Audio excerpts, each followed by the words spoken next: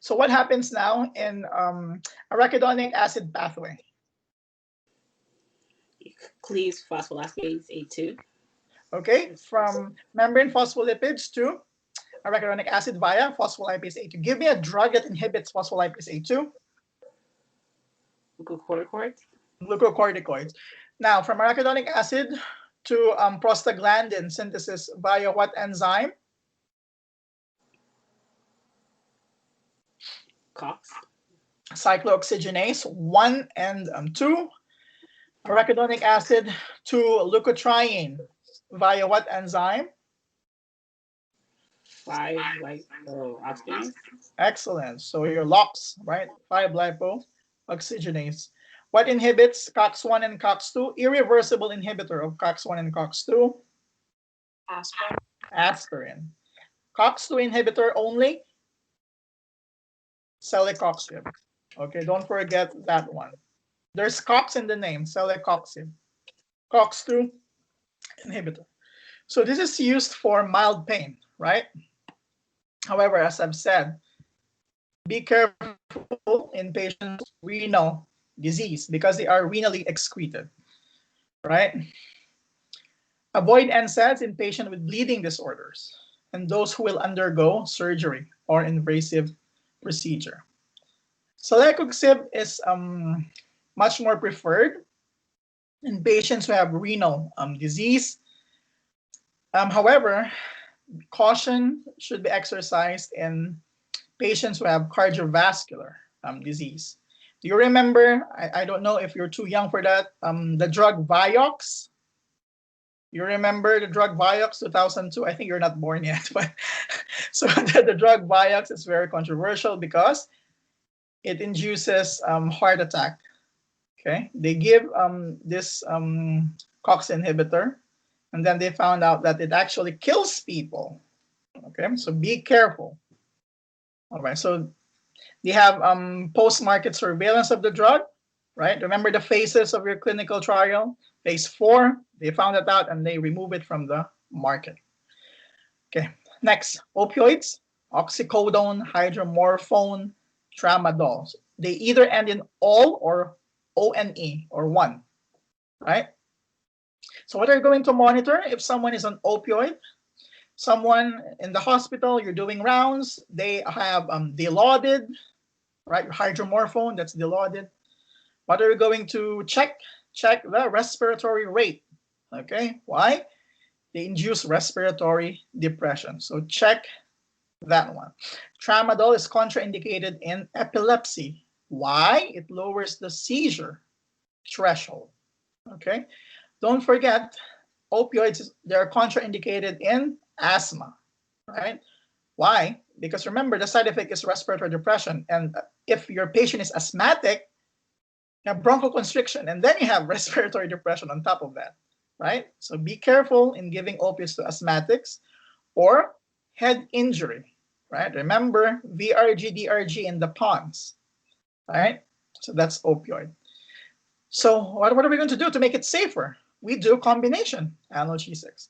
So you have hydrocodone, acetaminophen, hydrocodone, ibuprofen, oxycodone, acetaminophen. So these are combination for moderate to moderately severe pain. However, same precautions or contraindications for opioids and your NSAIDs. So here we're just combining opioids with a non-opioid. Correct? Good. So, okay, look at the parenteral analgesics. Did you talk about this? Ketorolac, diclofenac, ibuprofen. Yeah. Some of Yes. them? Yes. Okay, for ketorolac, diclofenac, and ibuprofen, they're all NSAIDs. As I've said before, careful with patients in recent MI. Right? Don't you ever give NSAIDs in patients with recent MI, or if they have bowel perforation, hemorrhage. You're prolonging the bleeding if you give NSAIDs. Also, don't give NSAIDs in peri-operative period. They have higher risk of gastrointestinal leaks after bowel surgery. Right? for this one. For parenteral opioids, your tramadol, your morphine, hydromorphone, fentanyl. Don't forget that respiratory depression still, and opioids are contraindicated in your suspected bowel obstruction. One of the most common side effects of opioid is, aside from respiratory depression, you're going to have constipation. So if the patient has bowel obstruction, you are just prolonging the symptom, right? Because it causes constipation. You can also do some suppositories. You can acetaminophen, indomethacin, and aspirin. Or topical analgesia, you can have lidocaine, either a patch, jelly, ointment for neuralgia, urethritis for minor burns, or diclofenac for minor strains, sprains and contusions, and chronic pain in osteoarthritis. You can also use some adjuvant analgesics if necessary. If you look at our analgesic ladder, you could add adjuvant drugs in step 1 for mild pain if it is required from step 1, from the first one, from mild pain. So what are those adjuvant? Anticonvulsant. Why? In people who has diabetes, they have neuropathic pain, right? So you can give anticonvulsants, gabapentin, pregabalin, carbamazepine. What's the mechanism of action of anticonvulsants? You decrease sodium channel opening in the presynaptic neurons, thereby decreasing the action potential propagation. Or you can add muscle relaxants. In patients with muscle spasticity, you can have baclofen. That's a very good drug. Methocarbamol or cyclobenzaprine. If you have increase in tonic contractions of the muscle, you can give muscle relaxants. Or antidepressants. Remember, antidepressants can also be used for chronic pain and neuropathic pain. So they are not only used for resistant depression. So drug-resistant depression, you can use tricyclic antidepressants also in neuropathic pain. Examples: your tricyclics, amitriptyline, doxepin, and clomipramine. However, careful of the muscarinic effects of your tricyclic antidepressants. They are muscarinic agonists. Or you give SNRIs from term 2, duloxetine, venlafaxine for neuropathic pain. So you inhibit the reuptake of your serotonin and norepinephrine. Or we're much better now. We have intravenous patient-controlled analgesia. If you go to the hospital, everyone is and the floor has an infusion pump. So the drug is there. You encode the dosage, and then the patient is just gonna push a button, right? For example, let's say the drug will gonna be like 5 milligrams per ml every 4 hours. I push it, the drug is administered to my body, I feel relief. If I'm naughty, I push it again, the drug will not be released. So it's good, it's automatic every 4 hours. That's why you can have some adjuvant, some additional pain meds if the patient is still in pain. So what are the side effects of your opioids? Don't forget constipation, right? It doesn't develop tolerance to constipation, okay? Sometimes also, if the patient is taking Nsaids, what happens is you increase the risk of having ulcers, right? Remember prostaglandins, they protect your gastric mucosa. So you give PPI, omeprazole. So you give proton pump inhibitors if they are frequently taking NSAID, or instead of like giving aspirin or ibuprofen, you give some selective ones. You can give some celecoxib. Okay, so additional pain management, as I've said, you can have, if the pain is like 2 or 1, very, very mild pain, you can do physical therapy, massage, thermotherapy, everything, osteopathic acupuncture, or you could do behavioral therapy, you have relaxation techniques. You can also have CBT. So this is the pathway, right? From membrane phospholipid to arachidonic acid. We talked about that one. Put a star here. This is high yield glucocorticoids, phospholipase A2, of course, and NFK beta, right? The NFK beta, it increases your COX-2. Your selective NSAID, your Cox inhibitors only inhibit COX-2, while your non-selective NSAID inhibits both COX-1 and your COX-2. Xylitol, Montelukast, Zephyrilocast. FYI, it's for asthma. You're going to learn more if you talked about asthmatic drugs. Again, NSAIDs here. What is it used for? And the side effects. Question, what's the difference between acetaminophen and ibuprofen?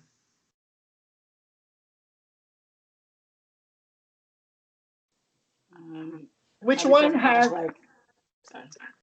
Go ahead. No, I was saying ibuprofen is more like for analgesia, antipyretic, and anti-inflammatory, and I think acetaminophen is just for anti-inflammatory. So acetaminophen has no anti-inflammatory. Oh, no. Okay. Only ibuprofen has your anti-inflammatory. Okay? Don't forget that one.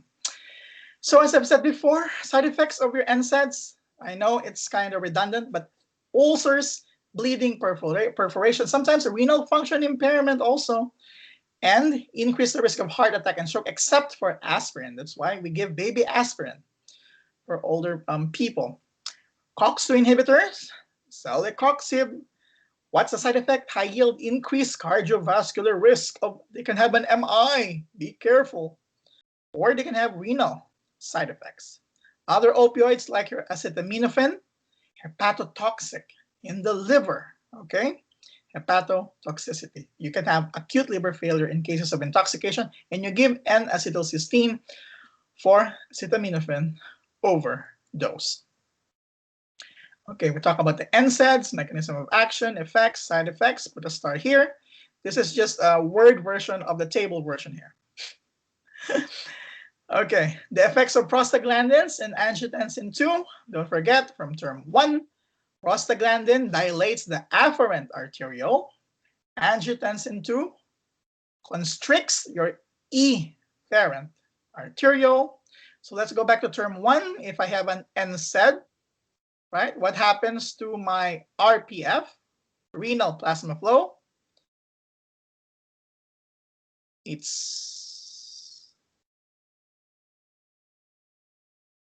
It's decreased. What happens to my GFR? It's also decreased.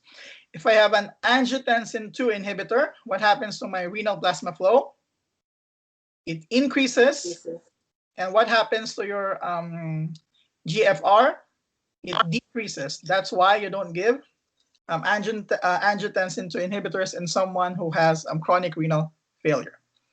Okay, put a star here. This is high yield. What are indications for your NSAIDs, right?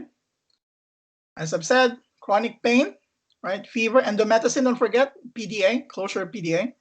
Contraindications, ulcers, renal failure, yada, yada, yada. NSAIDs are contraindicated during pregnancy. Why? They can inhibit uterine contractility and may cause premature closure of your ductus arteriosus.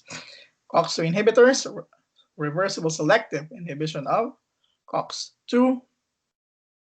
We talk about the effects. There's no antiplatelet effects, and it is safe in someone who has ulcer for gastric mucosal cells because the gastric mucosal cells only express COX-1. So you're safe, give celecoxib. However, what's the side effect? Increased risk of thrombosis, MI, or stroke, sulfa drug, allergy.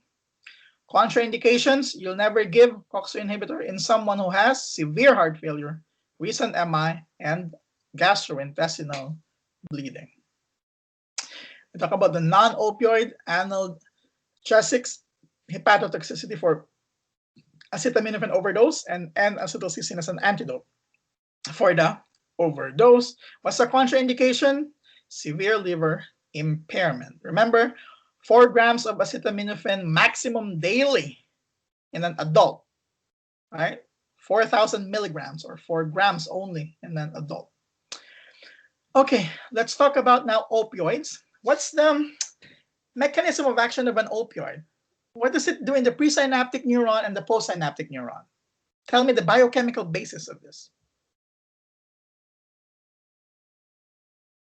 Presynaptic, it closes calcium channels, and then postsynaptic, it opens potassium channels.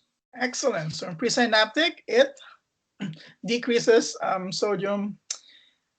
calcium influx, I'm sorry. And in the postsynaptic, it increases potassium efflux.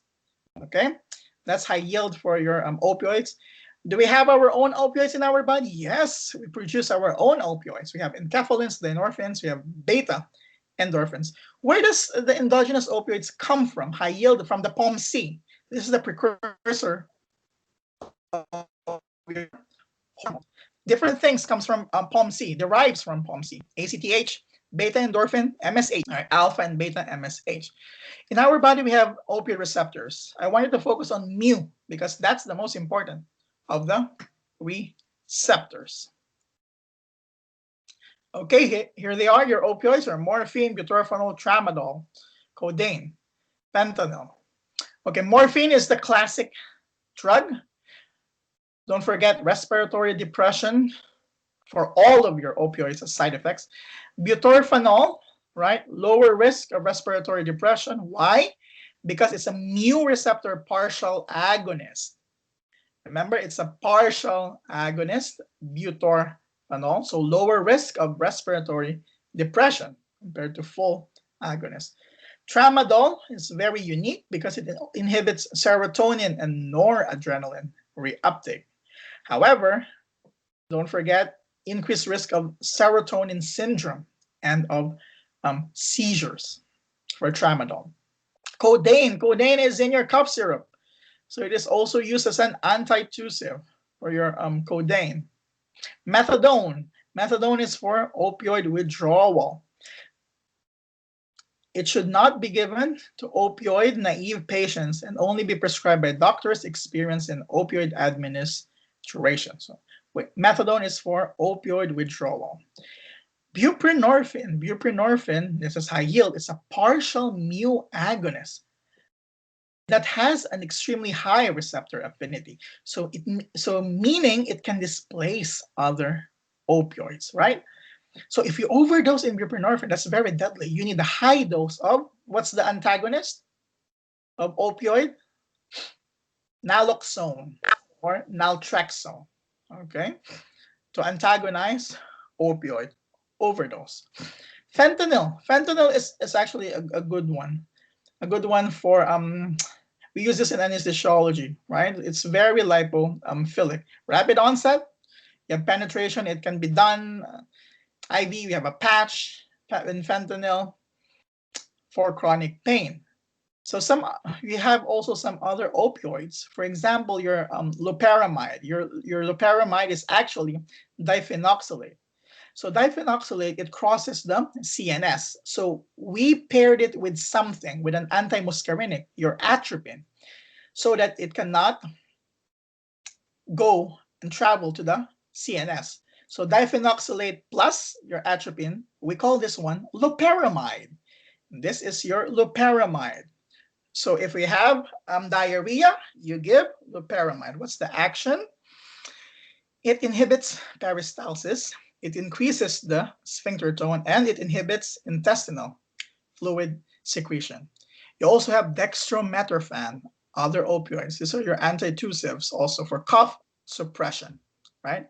They are agonist, weak opioid receptor agonist, and NMDA receptor antagonist. Okay, if you have an overdose in opioid, we have an epidemic in the States, an opioid epidemic. What's the antagonist? Naloxone and naltrexone. What's the difference? Naloxone is rapid onset, short duration. This is the preferred treatment for acute opioid intoxication. Naltrexone is a long duration, so this is for withdrawal treatment after acute detoxification. So naloxone first, then if it persists for detoxification, you give naltrexone. Please do not administer mild and strong opioids simultaneously. Why? Because of respiratory depression. Don't forget buprenorphine as a partial mu agonist. It is difficult to antagonize with naloxone. Therefore, you need to give increased dosage of naloxone or naltrexone due to buprenorphine's extremely high receptor affinity. High yield here is mu opioid receptor agonist, strong analgesia, side effects, of course, respiratory depression, and constipation. That's the only thing that doesn't develop tolerance in opioid, constipation. The rest, you can read delta and kappa.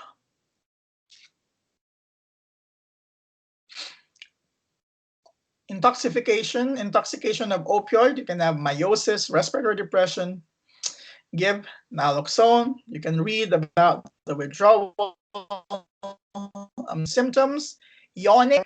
If in the vignette they say the patient is constantly yawning, think about opioid, right? Opioid withdrawal, okay? So we talk about acute pain, chronic pain, and others. What are the contraindications in giving opioid? So if someone is allergic to opioid, don't give opioid. If someone has a lung disease, don't give it. If someone is intoxicated with alcohol or a sedative, so you're adding on to that respiratory depression, don't give opioid, right? Careful in patient who has traumatic brain injury. Remember, also in pregnancy and breastfeeding. Also, dextromethorphan, it increases the risk of serotonin syndrome. So if you're having SSRI, if you're taking citalopram, right, your SSRI, your Prozacs, then you add dextromethorphan. It may increase the risk of your serotonin syndrome. It may also cause constriction and spasm of the sphincter of Oddi. They might test this one for opioid. Indications. If the patient has acute pancreatitis or cholelithiasis or cholecystitis, you don't want to give opioid, okay? Know the contraindications. We're good so far? Let's talk about gout. Acute gout, all right, gout attack, you have an increase in uric acid, you have monosodium urate crystals depositing there in your joints, you have which causes inflammation, right? What are we going to give for acute gout? Nsaids first, of course. It doesn't work. Colchicine and your prednisolone. This is just a reminder from term 1 of purine metabolism. What is the precursor molecule of your purine?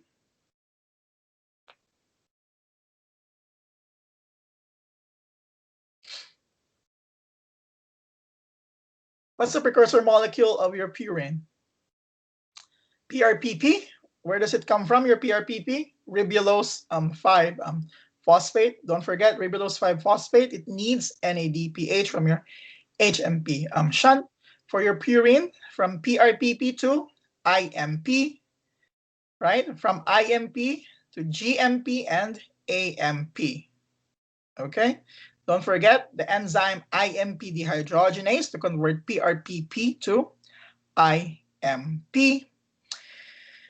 This one is for reuptake, right? We need to recycle our purines, right? So xanthine oxidase is an enzyme that converts hypoxanthine to xanthine and xanthine to uric acid. If you give allopurinol, you can have, it inhibits xanthine oxidase, so it decreases the production of your uric acid, or you can give probenecid, which decreases reabsorption of your uric acid in your nephrons.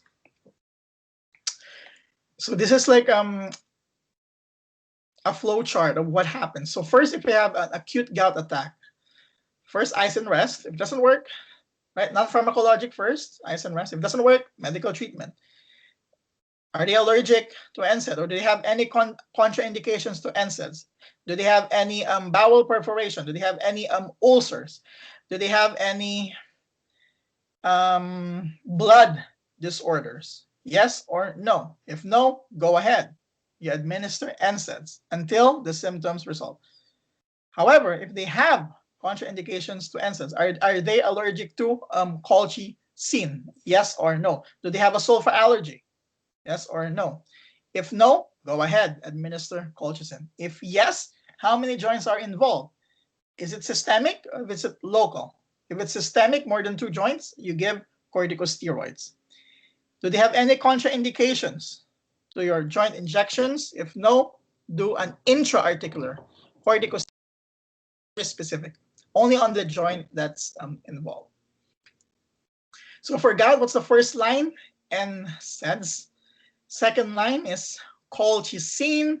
Don't forget the mechanism of action of colchicine. It stabilizes your tubulin subunits. So it inhibits microtubule polymerization. This is also used in karyotyping, your colchicine, to arrest the cell in metaphase, right? So if you inhibit microtubule polymerization, you inhibit phagocytosis of urate crystals, neutrophil activation, migration, and degranulation. What are the side effects of colchicine? Rhabdomyolysis, don't forget that one, nephrotoxicity, polyneuropathy, and myelosuppression. How about oral glucocorticoids? You can give them if there's no response to NSAIDs and colchicine. That's your third line, glucocorticoids. If they're allergic to oral glucocorticoids, you can give intra-articular corticosteroids. If only less than 2 joints, if only there's 1, you can give intra-articular corticosteroids, okay? Don't forget, if the patient is having NSAIDs and glucocorticoids, please give PPI, a proton pump inhibitor, omeprazole, to avoid gastrointestinal ulcers. Voila, this is the table, high-yield table. Xanthine oxidase inhibitor is the first line for chronic gout. This is chronic gout now.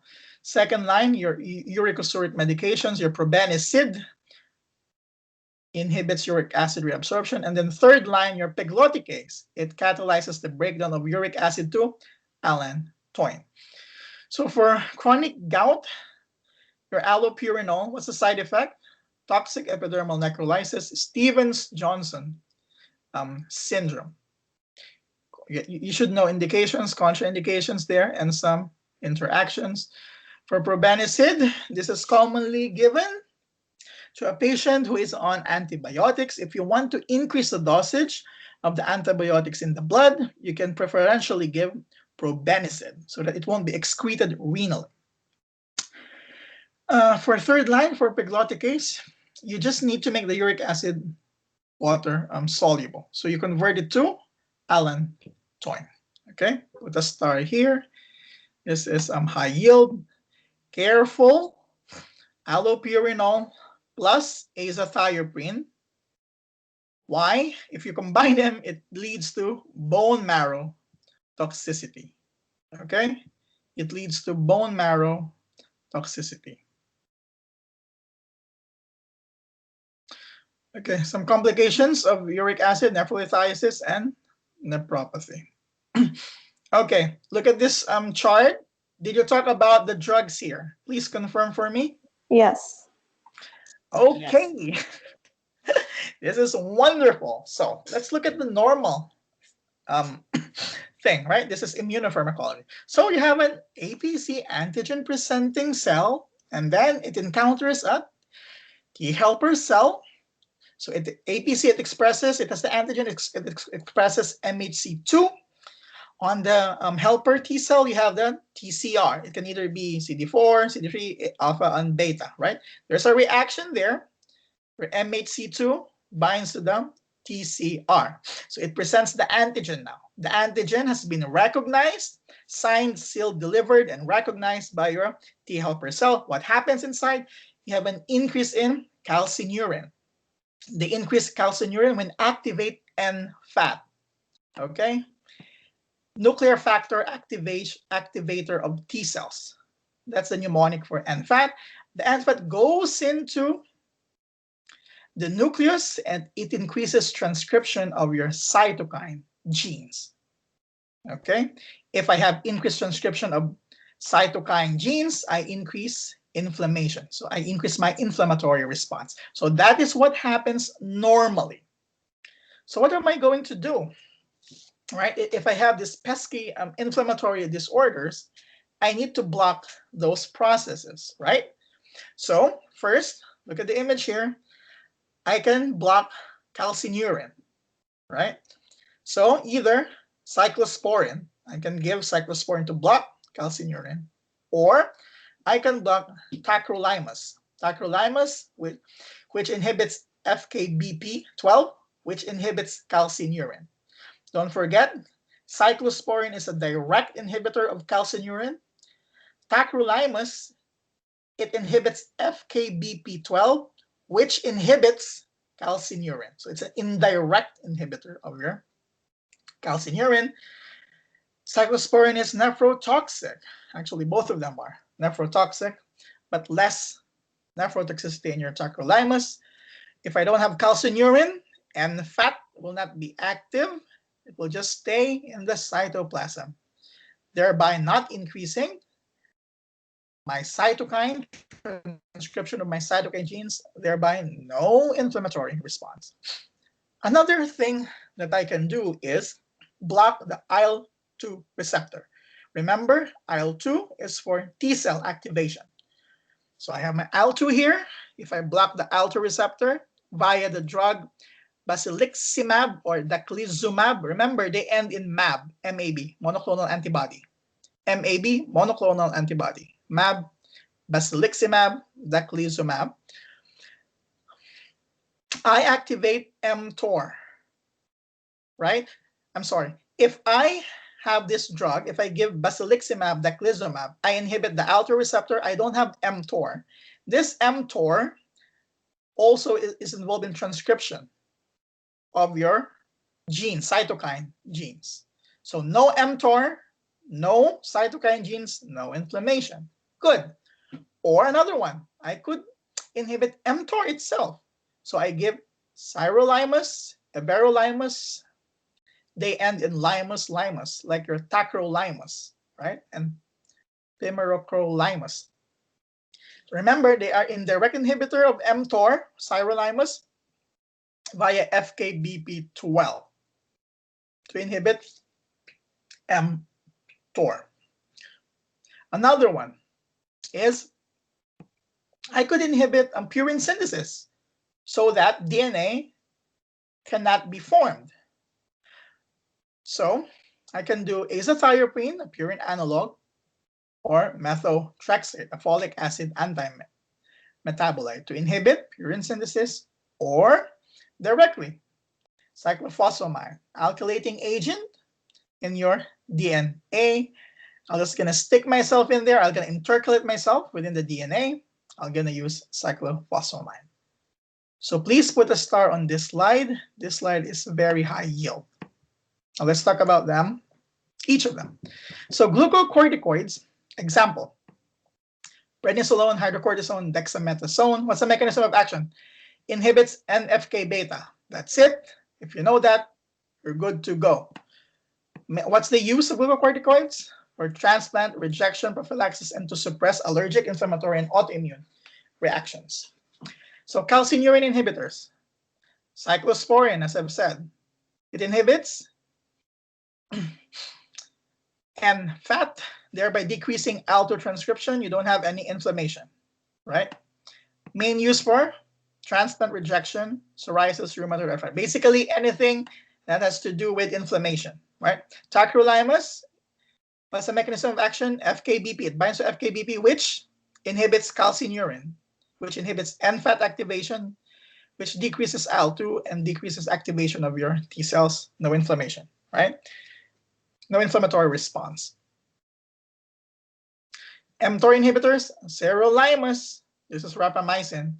It binds to FKBP, just like your tacrolimus. However, this inhibits mTOR, which inhibits your IL-2, which decreases your T cell activation. Azathioprine, on the other hand, azathioprine, it blocks your this is anti-metabolite precursor of your 6-mercaptopurine, your azathioprine. It needs to be activated, right? It blocks purine synthesis. Sometimes you need to have some protein drugs there and some other inhibitors like mycophenolate mofetil. It inhibits IMP, inosine monophosphate dehydrogenase. Therefore, you are not converting IMP to GMP and AMP for that one. Methotrexate, don't forget folic acid antagonist, vitamin B9. It inhibits dihydrofolic reductase. So what if I inhibit dihydrofolic reductase? I cannot make purine and pyrimidine. Therefore, I cannot make DNA synthesis. Cyclophosphamide, alkylating agent. What do I mean by alkylating agent? It intercalates into the DNA, right? It breaks the strand between the DNA. So I have impaired DNA synthesis. Put a star here, antibody. For the type chimeric or humanized, I think it's not that high yield, but know the target, right? Infliximab, adalimumab, they end in mab, think monoclonal antibody, right? The etanercept, TNF alpha inhibition. Probably infliximab is high yield here. They're going to use that name, TNF alpha inhibition. Rituximab is CD20. This is high yield because when you learn in later in chronic leukemia, chronic lymphogenous leukemia, CLL, or non-Hodgkin's lymphoma, you need rituximab. What else is high yield here? Omalizumab for IgE for asthma, so it's allergic asthma. Abciximab, this is high yield also. Antagonist of GP2B3A, your Glanzmann thrombocytopenia receptors, right? Antiplatelet agent. Trastuzumab is high yield for HER2/neu. If a breast cancer is HER2/neu positive, you give trastuzumab. Bevacizumab, lower tier, but for VEGF, right? VEGF for your angiogenesis. Okay, don't forget that one. I think that's it. That's the high yield. So infliximab, etanercept, TNF alpha. Rituximab, CD20. Omalizumab, IgE, severe asthma. Abciximab, GP2B3A receptors, antagonist to that one. So antiplatelet. Trastuzumab, if you have a breast cancer, that's HER2/neu positive. Bevacizumab, it targets VEGF. It inhibits angiogenesis. Okay. So what if I use calcineurin inhibitors? I can have nephrotoxicity. Always think calcineurin inhibitors, think nephrotoxicity. Another one is gingival hyperplasia. You can have gingival hyperplasia. Tacrolimus is also nephrotoxic. So you monitor for oliguria.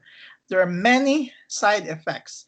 How do I differentiate cyclosporine adverse effects from tacrolimus? Tacrolimus does not have gingival hyperplasia or hypertrichosis. That's it. Okay? Tacrolimus high yield does not cause gingival hyperplasia and hypertrichosis. Hypertrichosis is like and hirsutism, so you have increase in hair, right? So don't ever combine cyclosporine with tacrolimus. Why? Nephrotoxicity and neurotoxicity, okay? That's high yield. So what if I give azathioprine or mercaptopurine? What happens? What's the side effect? High yield pancytopenia. Of course, don't forget hepatotoxicity and acute pancreatitis. In sketchy, they emphasize acute pancreatitis. Don't give allopurinol if they are taking azathioprine. Why? Because you can have toxic accumulation of azathioprine. For mTOR inhibitors, sirolimus, everolimus, pancytopenia still. What is pancytopenia? I have leukopenia, lower WBCs. I can have thrombocytopenia, lower platelet count, and I can have macrocytic anemia. Also, some stomatitis, hyperlipidemia, insulin resistance. For mycophenolate mofetil, pancytopenia. This inhibits IMP dehydrogenase. Okay, pancytopenia. Methotrexate still, pancytopenia, hepatotoxicity, nephrotoxicity. So if I have overdose of methotrexate, you can give me leucovorin, rescue therapy. For daclizumab, for your different biologics, there's a lot. There's non-specific. Okay, so each one of them has a specific. Just know them. Okay, don't forget that TNF alpha inhibitors, your infliximab, your etanercept, contraindicated in pregnancy across the placenta, contraindicated in immunosuppressed individuals, contraindicated also in malignancy. You need to rule out TB before giving TNF alpha inhibitors. Headache, migraine headache, tension headache, cluster headache. Know this slide. What's the difference? Migraine, unilateral, it's throbbing. There is photophobia, there is phonophobia, there is nausea, there is vomiting. Tension, no photophobia, no phonophobia, no nausea, no vomiting. Cluster headaches, you have autonomic symptom. You have lacrimation, you have sweating, and you have rhinorrhea. So what's the pathophys of headache? Why do I have a headache, basically?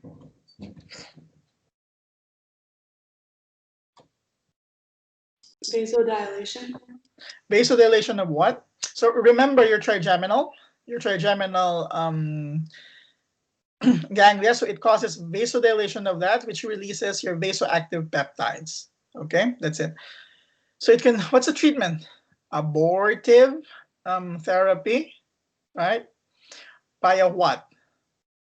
You can do, if it's mild to moderate, you can do ibuprofen as Nsaids, of course.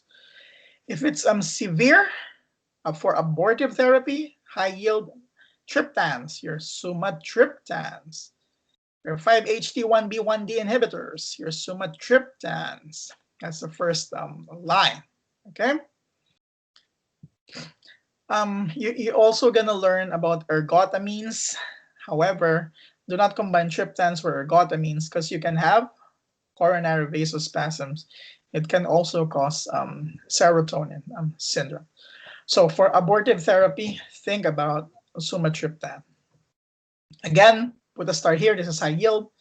For migraine-specific agents, triptans and ergotamine. Ergotamine is an old drug that is also used for hypertension. We're not gonna using it now in the hospital.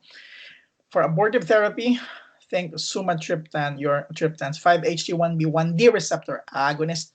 It causes vasoconstriction of your cranial and basilar arteries, thereby inhibiting trigeminal nerve nociception, thereby inhibiting vasoactive peptide secretion. So abortive therapy, if in the vignette, the patient is already having a headache and the patient wants it to stop, you give sumatriptan. Okay, this first line. What are the side effects? You should know that. Vasospasm of coronary vessels, of course. Sometimes serotonin syndrome, yes, and hypertension. Contraindications, pregnancy, and breastfeeding. It crosses the placenta.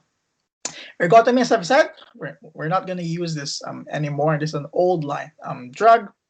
Why? It can cause ECG changes, ischemia, right, and some paresthesia, myalgia, and weakness, contraindicated in pregnancy. So it's a category X, okay? And don't ever combine triptans with ergotamine because you can have serotonin syndrome and coronary spasms, okay? Always take a history. So next term, when you're interviewing the patient, you're gonna learn how to take a proper, complete history. Make sure that it's a detailed history of the patient's recent medications, okay? And they are both contraindicated in pregnancy. So what if I would like to prevent migraine? What do I need to do before medication? Lifestyle modification. Try exercise. Try healthy diet. Try to identify triggers if I have a migraine headache. Try behavioral therapy, relaxation technique. So for pharmacologic, right, if it's severe, if it's more than 2 attacks, what's the first line? Anticonvulsants can be used, your topiramate, your valproate. So you're decreasing the sodium influx in your presynaptic neuron. Or beta blocker can also be used. Propranolol, which is non-selective antagonist. Metoprolol or timolol. Remember, timolol, partial antagonist, right? What's another one? Amitriptyline, TCAs. You can also do some calcium channel blockers there. What if it's a menstrual related migraine? You could do probatriptan. It's still a triptan, okay?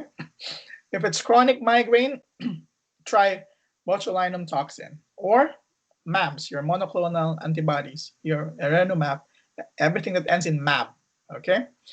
So for abortive therapy, what's the first line? Sumatriptan. For prophylaxis, what's the first line? It depends. It can be anticonvulsants, beta blockers, okay, or tricyclic antidepressants. Okay, I think that's it. So what you need to do after this, first, go to CKMed. So I included Clark's slides here so that you can just go over his slides and study that one. We read Pathoma or rewatch Pathoma, right? Do all the questions in Sakai.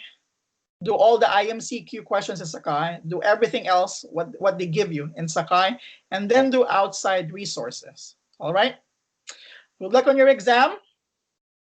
Please DM me for any questions or post on the Facebook page for your questions. Thank you so much. Have a good Thank you, Nick. day. You're gonna be fine. Thank you so much, Nick. Thank you. You're welcome. Thank you. Thank you.